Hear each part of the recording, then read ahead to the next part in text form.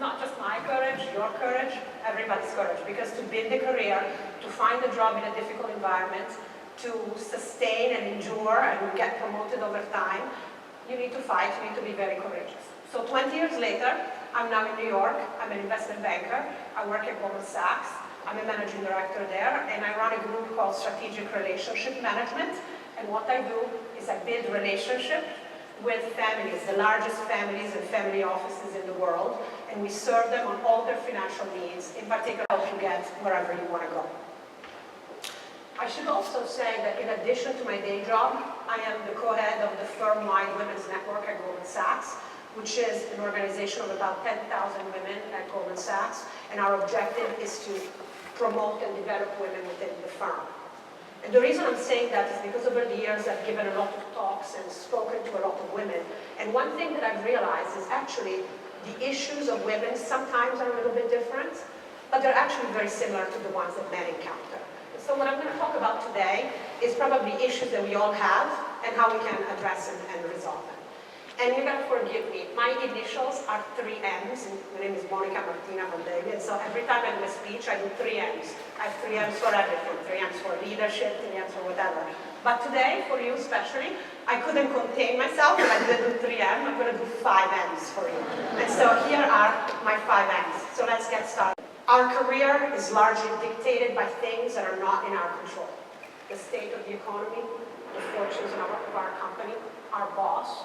That could be a great boss, but guess what? He gets fired, and we get a new boss that we don't like or doesn't like us. So there's a lot of things that we cannot control. Yet, the people that in my entire career I've met that have been most successful are the ones that master what is in their control, and a lot is in our control. So what is in our control? Number one is what I call the skills. The skills means know your job. We're all extremely smart and extremely successful in this room, so I presume that we all master the skills. But you need to be credible, you need to be an expert at what it is that you do, you need to be the best at what you do so people can trust you and rely on you. You need to master the skills. That's a necessary condition. The second thing that you can master is your presence. And that's something that took me years to figure out.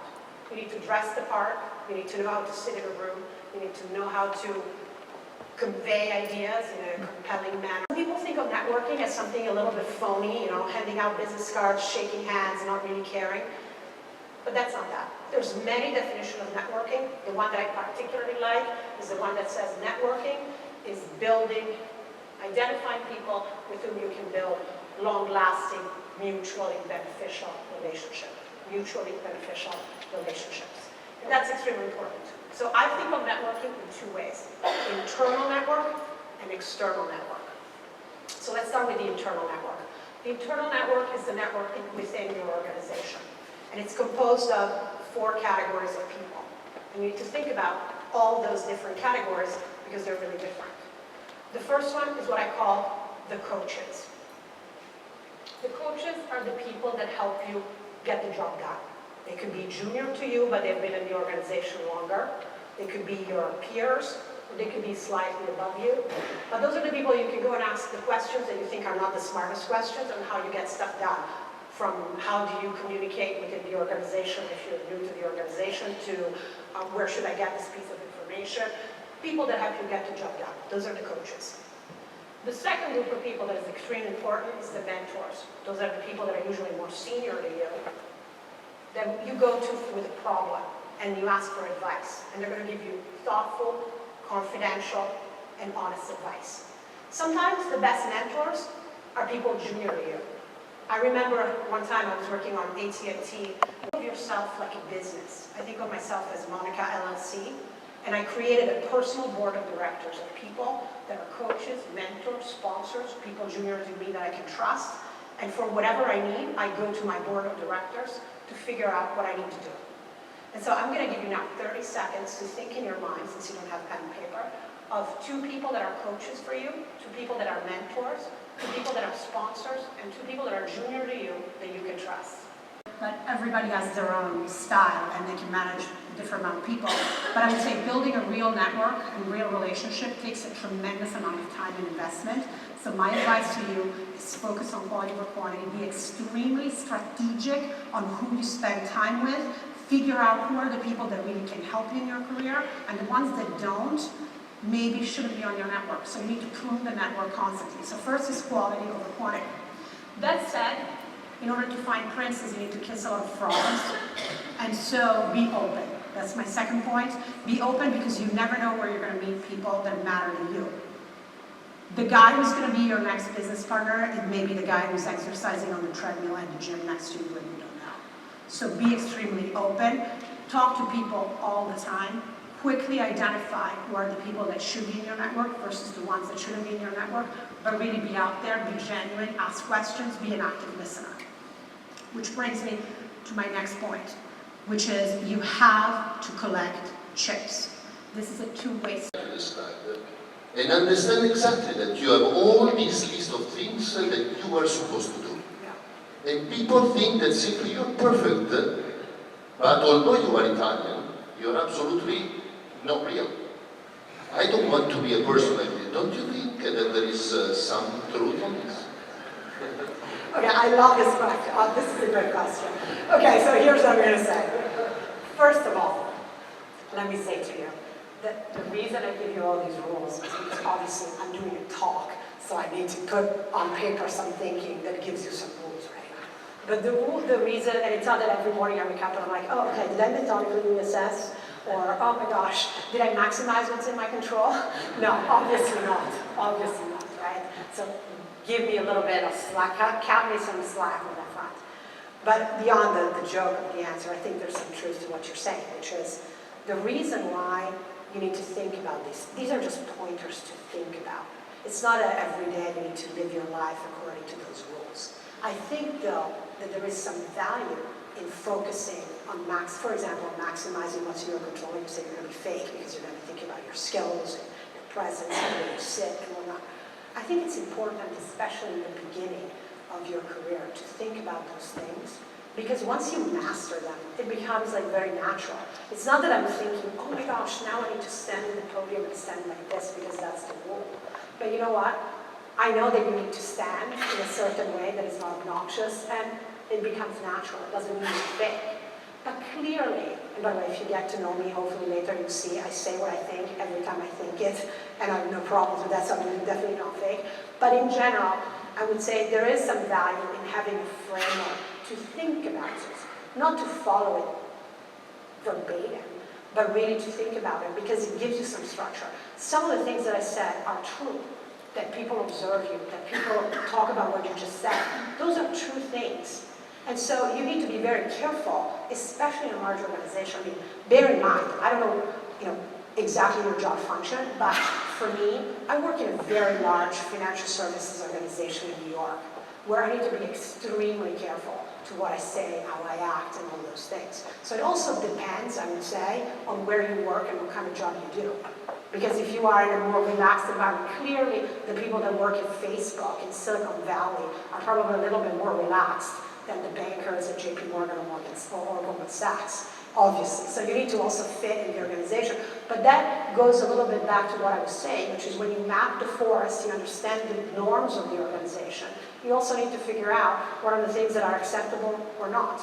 I happen to work in financial services in New York in a very tight and uptight environment where all these rules are very relevant and I need to learn them and follow them. If you work in Silicon Valley in a startup, you probably can be a bit more casual about things and nobody's going to care. Does that make sense? Yes, thank you very much. There's a question over there. Basic. Diversity is a lot of things. The reason I talk about women is A, because I'm a woman, but B, because 50% of the world is women. So by far, the largest underutilized economic resource in the world is women. That's a fact. And so I would advise, first of all, bring in many more women. I don't care if they're all Italian in your organization. That's number one. Number two, bring in people that are foreigners, that are international, that can open the dialogue to the world. Because sometimes, if you have a colleague who's from another country, you listen to them, you learn about them, but at the end of the day, the mentality changes, the team changes because you brought in different people, so bring in more people. And then I would say also the thinking. I mean, you as a leader, you should think about things in a more sort of macro level, and every time make an effort when you talk about something, to bring in ideas that are not necessarily Italian stereotypical ideas. I'm going to give you an example. 2 days ago, my child, who's in first grade, comes home and says, the teacher said today that the week starts on Sunday. Because in America, the calendar starts Sunday, Monday, Tuesday, Wednesday, Saturday. And he said to me, and I said to the teacher, no, actually, because I'm Italian, and in Italy or France or Spain, the week starts on Monday. To which the teacher said, no, the week starts on Sunday. And so what I'm trying to say with this example is you and the other leaders of your organization, even if you've done the onboarding of the internationals and the women and the diversity, you first need to start thinking with that mindset of openness and diversity and sort of global view of the world every day. Because it's very easy for all of us, even if we deny it, to be like the teacher of my son who says the week starts on Sunday because that's the way it is in America. And so don't do that. That would be my advice. There was a question, I think. Environment, an environment where it's easy to start a business, an environment, frankly, where there is much more access to credit. To do that. So if you ask me what my dream is, probably an environment that is less bureaucratic, with more certainty of the law, with more access to credit, and with more social mobility. Because I think the truth is, at the end of the day, we cannot do much for people that are now 50 years old, right? But we need to do a lot for people that are now 3 years old. They should all speak a language that is a global language, whether it's English or something else. They should start when they're 3. They should start now. And they should have the opportunity to achieve whatever they want to achieve. You know, when I went to Harvard Business School, my roommate was this woman from Detroit. She came from the ghetto in Detroit. Okay, her mother was a prostitute, her father was in jail. But she was smart, she got scholarships, she went to MIT, she became an engineer, she was designing the chips for the Motorola phones, and then she went to Harvard Business School, and she was my roommate. And she's a great friend. What I'm saying is that we need to create an environment where every child has the opportunity to go to the Università Bocconi if they want to, wherever they're born, wherever they do. That to me is the dream. Yeah. And so when my mother and my grandmother grew up, just that happened. It wasn't what I wanted for myself, and so I did something different. I'm the first woman in my family to go to college. I'm the first woman in my family, of course, to go to graduate school.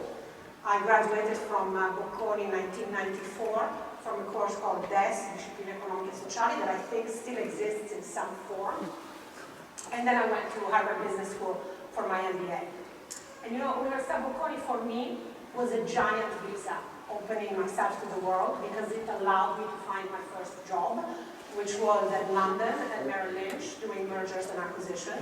And I took the job because at the time, I thought that in Italy there weren't that many opportunities, especially for women. I wanted to be financially independent, I wanted to be abroad, and I wanted to pursue my dream, which was that a woman could have it all, a big career and a big family if she wanted to. But really, if you think about this story, my story, and your story, it's all about courage, right? Because if you come to my office in New York right now, there's a piece of paper that is tattered and old and faded, and it says the following: La vittoria non è mai definitiva e la sconfitta non è mai fatale, quello che conta è il coraggio, which roughly translates into victory is never definitive.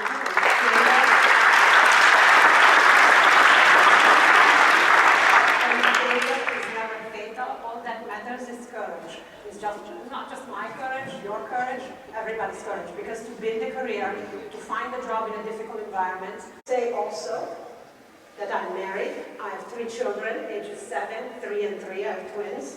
And somehow I figure out a way to manage it all. So with that in mind, what I wanted to talk to you today about was a few lessons learned in my career over the last 20 years in financial services, focusing particularly on navigating a large organization and building a network of people around you that are going to help you get wherever you want to go. I should also say that in addition to my day job, I think you need to do the great job, but you also need to map the forest. What does that mean? 2 things. 1, you need to understand the organization. What are the norms, the values, the acceptable behaviors of the organization?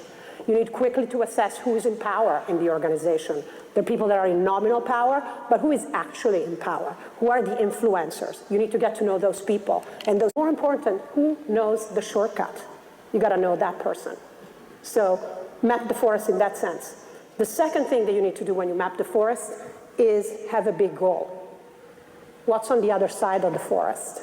And the reason that's important is whatever your goal is, for me it was to be a managing director at Goldman Sachs when I started at Goldman Sachs. For you it can be to be a full professor at this university or become the best entrepreneur in your field. Whatever it is, you need to have a big goal. The reason you need to have it is several-fold. The first one is when you're younger, for those of you who are sort of just graduated or 5 years out, when you're there in the proverbial 2 in the morning and you realize that the guy next door has stolen your work or is taking credit for it, or you're not given the assignment that you wanted, I usually take the big goal, I put it right there in the center, and I say, this is my light at the end of the tunnel. This is why I'm here, and I just keep going. So that's why you need the big goal.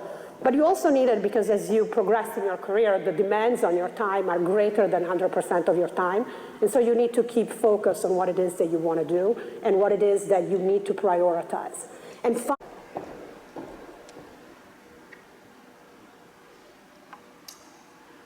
the second point, the second M, is maximize what's in your control. This is even before we start thinking of building a network. We need to maximize what is in our control. And what do I mean by that? Our career is largely dictated by things that are not in our control. The state of the economy, the fortunes of our company, our boss. That could be a great boss, but guess what? He gets fired, and we get a new boss that we don't like or doesn't like us. So there's a lot of things that we cannot control. Yet, the people that in my entire career I've met that have been most successful are the ones that master what is in their control, and a lot is in our control. So what is in our control? Number one is what I call the skills. The skills means know your job. We're all extremely smart and extremely successful in this room, so I presume that we all master the skills. But you need to be credible, you need to be an expert at what it is that you do, you need to be the best at what you do so people can trust you and rely on you. You need to master the skills. That's a necessary condition. I turned it into an asset. I'm Italian, I have an accent, but that also means that I can be warm and direct. Sometimes I hug my clients and I tell them what I think without fear. And by the way, I'm Italian, I'm from Milan, so I'm stylish. I know everything about good food and art and great hotels and restaurants and a lot of topic of conversation. I'm Italian, it's great. And by the way, they all remember me. And so find whatever it is for you that works, whether it is that you were a chef before business school, an athlete in college, you're Russian and therefore you know everything about ballet. I have no idea. Figure out what it is and turn up the volume 3 notches on that to make sure you're memorable. And then the final thing to maximize what's in your control is what I call the meeting. I'm going to tell you another little story. There's a banker that's very famous. For those of you who work in financial services, you may know him. His name is Byron Trott.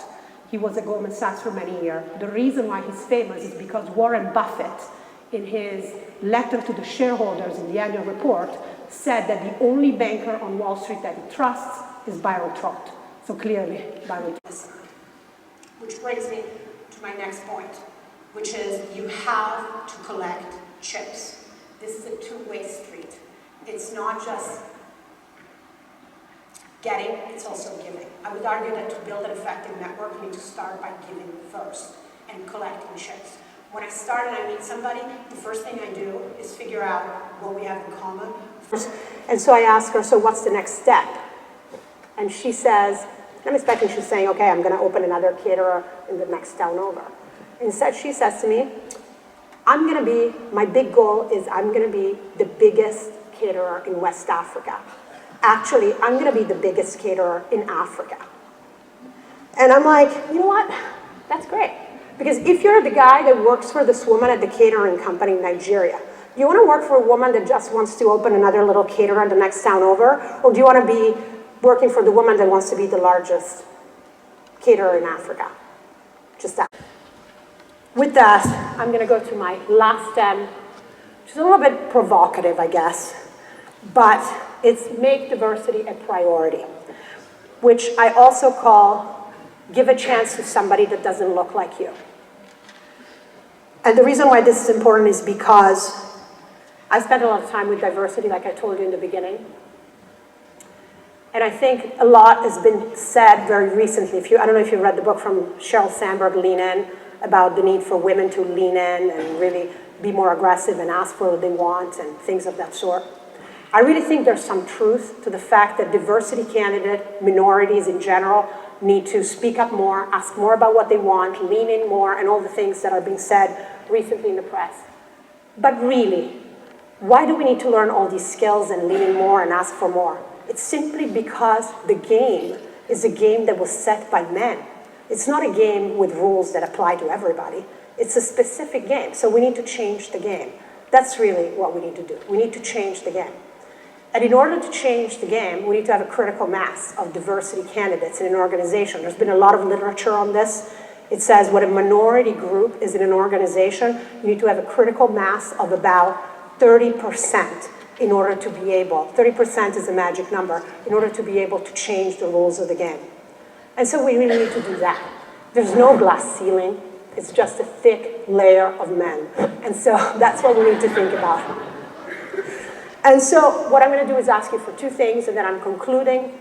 One, I'm going to ask all the women and the minorities in the room to be strong, be fierce, to fight like me, and continue to do what it is that you're doing, and never, ever give up, because we're going to build that 30% critical mass, and we're going to be visible for the next generation to come.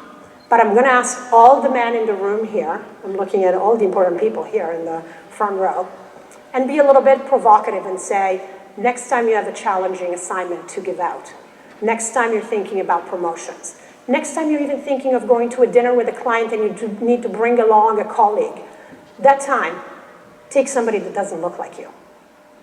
Assuming that person is obviously equally competent or even more competent, but take somebody that doesn't look like you. Because you know what? I'm here because there were men, and in my case, only men, that were above me in the organization, that along the way gave me an opportunity. And so I ask you all guys to do the same. And with that, let me summarize. So I said, the first thing you need to do is map the forest, understand the organization, figure out what your goal is. The second thing I said is maximize what's in your control. That's extremely important. Even before you start talking to others, you need to have in check everything you can control. The third thing is you need to go build a network, internal and external, that is very articulated, and be extremely strategic in who you choose. Make sure you collect the chips, and you make sure you cash them when the time is right. You need to methodically reassess every year your career. Make sure you're still happy and love what you do, because guess what? In this demanding world, if you don't love what you do, there's going to be somebody next door that does, and he's going to do better, or she's going to do better, because he's going to put in the extra time and the extra energy. Make sure you love what you do. And make sure you keep your big goal current. It needs to be huge, and it needs to be communicated clearly and often to your people, or else they won't follow you.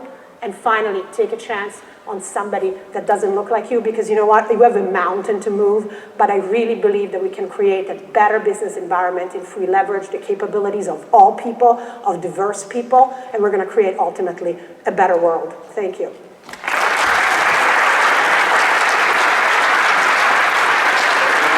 Thank you, Monica. Thank you very much. Very inspiring. Very, very inspiring. Really, thank you. I think what I like particularly is give first. I think the Italians, and I don't know whether your long time in the US, but I think the Italians start with a way that is generally, let me wait if somebody else is moving or giving something, or what is the product that sometimes we have to reach out first, and to give first puts you in the right approach, in the right mood. So I like this particularly, but I'm sure there are many, many questions. Look, first.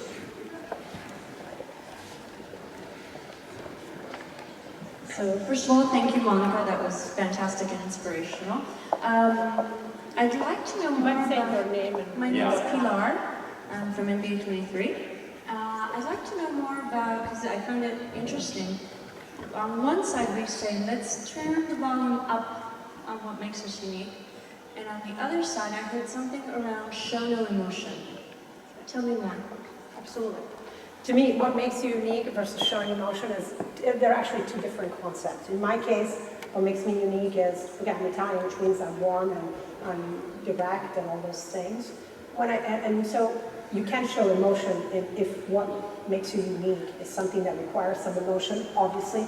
When I say show no emotions, I mean if there's a problem, or if you're upset, or if something happens that is a fire drill. If your boss calls you and says, you completely messed up with this client, you lost the assignment, why did you lose this assignment? You did these 17 things wrong, this is terrible. Then you need to show zero emotion. Like you cannot show weakness at all. You need to take in the negative feedback. You need to think about what it is that you can respond. You need to articulate it. You don't make excuses. You just say, this happened because of X, Y, and Z, and here are the 17 things I'm gonna do to fix it. That's what you do. In that sense, I meant don't show emotions. I think in terms of who you are and your personality and what's special about you, of course you can show emotions and positive ones. Showing no emotions is on the negative front when you're upset or you feel weak or you're afraid. You never show the people below you that you're afraid, otherwise they're going to be worried much more.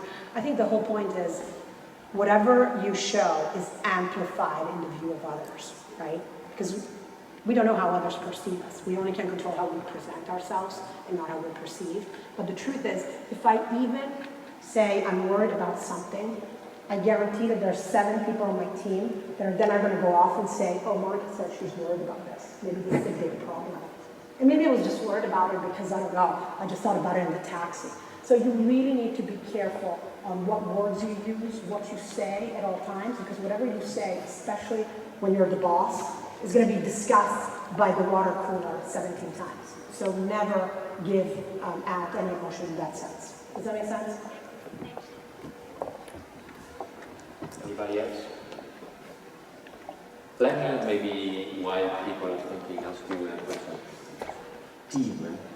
I think you spoke a lot about individuals, but in my experience, the dynamic in a team and understanding the team dynamics, I mean, you touched a bit on it, but maybe you can elaborate, are particularly important, especially on the leadership dimension that you have sooner or later to exercise. Can you maybe build on that, Moni? Well, look, I would say teamwork is extremely important in general. I mean, in most organizations, put teamwork as one of the key values of the organization. I don't know if you guys work in large or small organizations, but teamwork is clearly it's said as to be important, but it's obviously extremely important. The way I think about teams is the following. First of all, every time I have a project, I think about how I should build the team in an intelligent manner. And I try to figure out who are the right people that have the best skills, but I also try to figure out who are the people that are going to be most conducive to the discussion. I think it's extremely important to create an environment where people can be not afraid of speaking up and giving their point of view.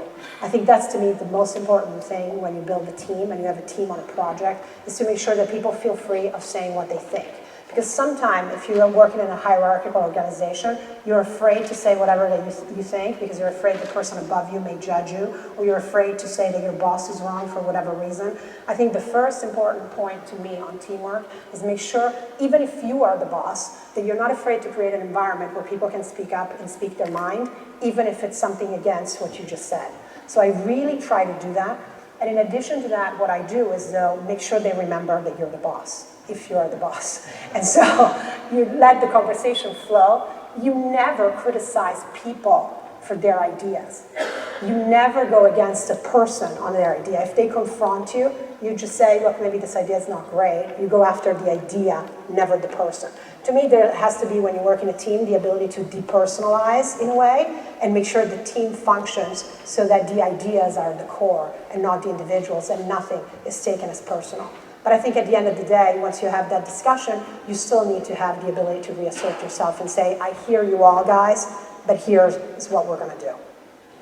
Great. There is a question over there. And I think over there, so I didn't see you. Sorry, next. Okay, over there and then.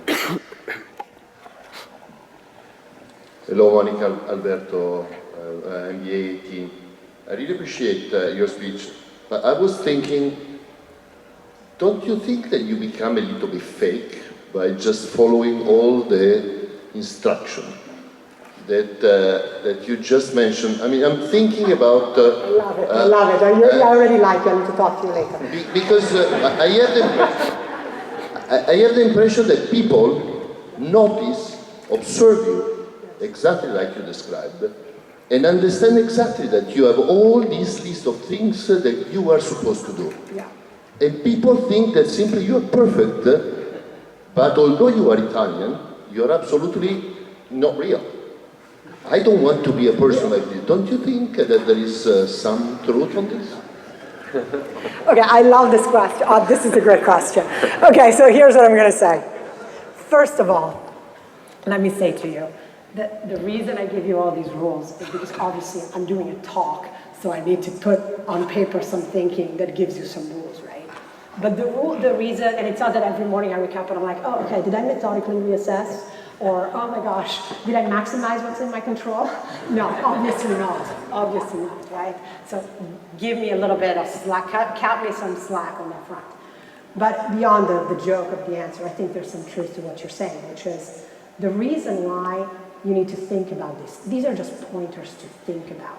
It's not every day you need to live your life according to those rules. I think, though, that there is some value in focusing on for example, maximizing what's in your control. Like you said, you're going to be fake because you're going to be thinking about your skills and your presence and where you sit and whatnot. I think it's important, especially in the beginning of your career, to think about those things, because once you master them, it becomes like very natural. It's not that I'm thinking, oh my gosh, now I need to stand at the podium and stand like this because that's the rule. But you know what? I know that you need to stand in a certain way that is not obnoxious, and it becomes natural. It doesn't mean you're fake. But clearly, and by the way, if you get to know me, hopefully later you'll see I say what I think every time I think it, and I have no problems with that, so I'm really definitely not fake. But in general, I would say there is some value in having a framework to think about it, not to follow it verbatim, but really to think about it because it gives you some structure. Some of the things that I said are true, that people depends, I would say, on where you work and what kind of job you do.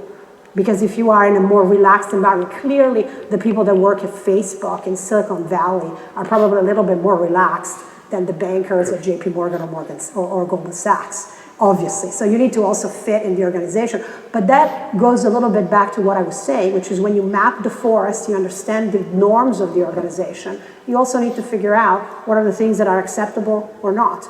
I happen to work in financial services in New York in a very tight and uptight environment where all these rules are very relevant and I need to learn them and follow them. If you work in Silicon Valley in a startup, you probably can be a bit more casual about things and nobody's going to care. Does that make sense? Yes, thank you very much. There's a question over there. By the fact that So you are? My name is Christelle, Global Executive MBA, first edition. I was quite impressed at the beginning when you said you had 3 kids and obviously a career. I would like to know how you do it all. I also have 3 kids. How old are your children? 9, 6, and 4. Oh, wow, so very similar to me, very similar. Well, look, for me, managing it all, it's an exercise of leadership and organization, right, that the professors would teach, because it's very hard. But I think for me, what works for me is 2 things. One, I've given up on the idea of being perfect at everything. I really have, although it sounds like my talk suggesting you need to be perfect at everything. You don't. But I've given it up, meaning I know I'm not going to be the mom that drops off my kids at school. I know I'm not going to be the mom that bakes the cookies for the cookie sale. I'm just not going to be that person. And it's okay. Right? And at the same time, I realize that I'm also the person that puts up the pictures of the kids in the office, you know? For many years, I thought that at Goldman Sachs, people would think less of me because I was married and I was having children. They would think of me as not a long-term player. And so I didn't even have a picture of my first kid in the office because I didn't want people to come in and say, oh, you have this baby. It means you're going to leave next month or something? No. So my point is, you need to also realize that at some point, who cares? You put out, now I have like 17 pictures of all my kids, even a giant one. I don't care anymore, right? But the point is, in terms of balancing, you really need to realize what your priorities are. So for example, for me, my only priorities are really my job and my family. And then maybe the other 2 things on philanthropy that I talked about. But I don't do other things. So for example, I want to learn Portuguese because I go to Brazil a lot for my business. I would love to learn Portuguese. But guess what? I have no time. So I'm not going to do it right now. Or I would love to go to dinner with friends on weekends and, or during the week. I just don't do it. So the truth is, they'll understand. And you know what? When their kids grow up and mine grow up and they won't talk to me anymore, I'll go out with my friends. But the point is, you need to pick what it is that matters to you first. And for me, it's my job and my family. And just focus on that and do the best you can, really. And cut out all the other stuff that is not so crucial. Great. Any other questions? There is maybe one here and then one over there, yeah. Please. I'm Renato, MBA 5. You work in the United States, which is a society which values diversity a lot. Yeah. Working in Italy in an Italian organization, it's a lot harder to do that. What kind of recommendation would you have for somebody who works in Italy in an Italian organization who wants to be international and wants to value diversity more? Thank you. Well, look, I've never worked in Italy in my life, so it's a little bit hard for me to respond there, but I am Italian. So what I'm going to say is, maybe, I don't know, what job do you do actually? I work in an aerospace company, so we have like an international customer base, Yeah. but most of our production sites are in Italy. Yeah. And so we're trying to turn from an Italian customer base to an international one, and changing the culture is so hard because there is so much resistance to change. And that's something we definitely need to do, but it's sometimes very hard. Well, look, there's some basic things I would suggest really off the cuff. One is, if you think about like hiring people or having interns or having people come to your organization, I would say maybe making a special effort to get people, not necessarily that are, all diverse, but have a percentage of people that are international or from other countries, other language. That certainly helps. I think bringing in resources that are international certainly helps. I mean, when I talk about diversity, I talk about women, so bringing in more women, there's a lot of them in Italy too, so maybe we can bring in more women, right? So, let's face it, diversity is a lot of things. The reason I talk about women is A, because I'm a woman, but B, because 50% of the world is women. So by far, the largest underutilized economic resource in the world is women. That's a fact. And so I would advise, first of all, bring in many more women. I don't care if they're all Italian in your organization, that's number one. Number two, bring in people that are foreigners, that are international, that can open the dialogue to the world. Because sometimes if you have a colleague who's from another country, you listen to them, you learn about them, and at the end of the day, the mentality changes, the team changes because you've brought in different people, so bring in more people. And then I would say also the thinking, even you as a leader, you should think about things in a more sort of macro level, and every time make an effort when you talk about something to bring in ideas that are not necessarily Italian stereotypical ideas. I'm going to give you an example. 2 days ago, my child, who's in first grade, comes home and says, the teacher said today that the week starts on Sunday, because in America the calendar starts Sunday, Monday, Tuesday, whatever, till Saturday. And he said to me, and I said to the teacher, no, actually, because I'm Italian, and in Italy or France or Spain, the week starts on Monday. To which the teacher said, no, the week starts on Sunday. And so what I'm trying to say with this example is you and the other leaders of your organization, even if you've done the onboarding of the internationals and the women and the diversity, you first need to start thinking with that mindset of openness and diversity and sort of global view of the world every day, because it's very easy for all of us, even if we deny it, to be like the teacher of my son who says the week starts on Sunday because that's the way it is in America. And so don't do that. That would be my advice. I'm Italian and I currently attending the MBA. Yeah. And I hope at the end of the MBA I will be able to do something for myself and also for my country. Yeah. And what I'm asking, since you are Italian, is if you had a dream for our country, what would you dream into 10 years' time? How would you see the country? What would be the ideal country for you? Well, that's a very interesting question.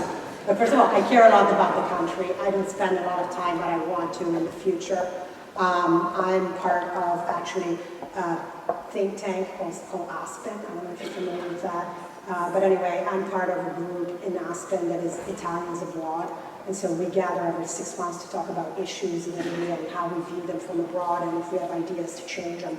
And one thing that we talked about recently when I was at the last meeting was about sort of growth and innovation. And I think to me, there's some things in Italy that need to happen, like in many other countries of the world, that have to do with growth. But in order to grow, you also need to have new companies to start and new opportunities for young people, for entrepreneurs to build businesses. To me, that's the most important thing. I'm going to just give you a couple of statistics. In America, every year, there are 2 million new companies that get incorporated. 2 million. That's a lot of companies, okay? I don't know what the number is in Italy, maybe you guys know, but I suspect it's in thousands. I don't think it's in millions, right? And so the point is, you need to create an environment where a lot of new companies can be opened up. It needs to be a less bureaucratic environment, an environment where it's easy to start a business, an environment, frankly, where there is much more access to credit. To me, that's. If you ask me what my dream is, probably an environment that is less bureaucratic, with more certainty of the law, with more access to credit, and with more social mobility. Because I think the truth is, at the end of the day, we cannot do much for people that are now 50 years old, right? But we need to do a lot for people that are now 3 years old. They should all speak a language that is a global language, whether it's English or something else. They should start when they're 3. They should start now. And they should have the opportunity to achieve whatever they want to achieve. You know, when I went to Harvard Business School, my roommate was this woman from Detroit. She came from the ghetto in Detroit. Okay, her mother was a prostitute, her father was in jail.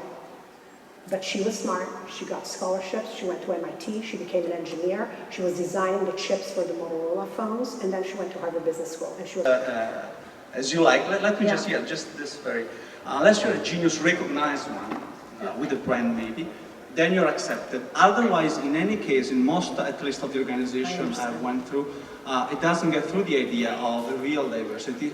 So, can instead be right to say, okay, this is the way it works, and it is a working life, so you have to accept it because it's your working life. So how do you see this? Yes, I understand. Look, here's what I think. I think what I was saying is every organization has their norms, right? Sometimes I don't like the rules of the game. That's why I think, by the way, over time, the rules of the game need to change, right? And you said yourself, maybe one day your organization is going to be one that welcomes all diversity, that doesn't care how people get dressed, it doesn't care how people live, what they choose to do in their personal life. They just accepts everybody, right? That's what we want. That's what we all want. Have a world that works for everybody, no matter their gender, their preferences, or other things. And so that's the goal. But right now, like you said, it's not that way. And so in a certain way, and I hate to say, is that you cannot change who you are, but you need to behave a little bit within the organization in order to progress. I mean, that's a fact. And that's why I was going through all the rules that before, he was saying that makes you completely fake. But all I was trying to say is that you need to understand the organization and realize that if the organization expects you to show up in a suit every day, you show up in a suit every day. If the organization instead is the startup and wants you to show up in jeans, you probably show up in jeans and not in a suit. You know what I'm saying? It goes both ways.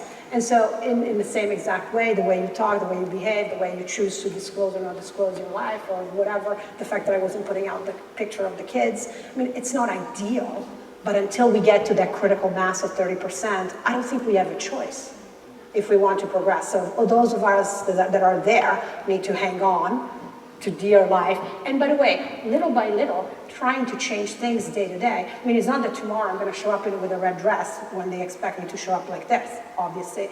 But there's also things that you do. For example, my team is 50% women. No other team in investment banking is that. Why do you think that is? It's because I go out of my way. I should say women and diversity, because I have a lot of African Americans and things of that sort as well that I've hired, not a lot, a few, but it's greater than zero, that I've hired on my team. And why is that? Because I am very focused on that. So maybe you and other people like you or like me or like us that are in the organization, we can play by the rules and then try to change the system from within by changing the rules day by day and pushing the mountain a little bit. I think that's the only way. Thank you very much. This is just a little bit, it's a bit about history.